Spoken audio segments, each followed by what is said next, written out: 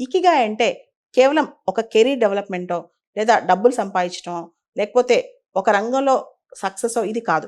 Ikigai is a way of life.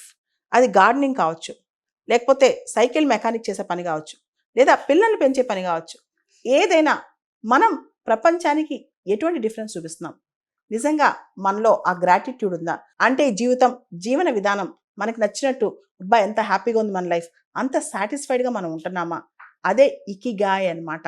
So, మనకు నచ్చినట్టుగా, మన ప్యాషన్‌తో, మనకు నచ్చిన పని చేస్తూ, ప్రపంచానికి కూడా మంచి చేస్తూ, దానిలో మనం లాభం పొందుతుంటే దాన్నే ఇకిగాయ్ అంటారు.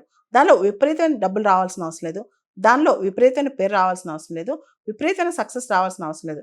కానీ మనం హ్యాపీగా ఉంటే, దానిలో మనం ప్రశాంతంగా ఉంటే అదే చాలు. అదే 100% సాటిస్ఫాక్షన్ అనమాట. జపాన్‌లో ఒకినావా అనే ప్రాంతం ఉంది. దానిలో ఇకిగైని బాగా ప్రాక్టీస్ చేస్తారంట.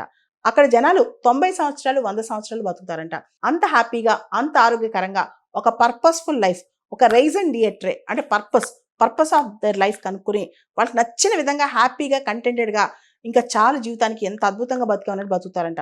అలా బతికిన వాళ్ళు లాంగ్ లైఫ్, హ్యాపీ లైఫ్. వాళ్ళకి సోషల్ కనెక్షన్స్ కూడా చాలా ఎక్కువంట. సోషల్ బాండింగ్స్, సామాజిక జీవితం కూడా చాలా ఎక్కువంట.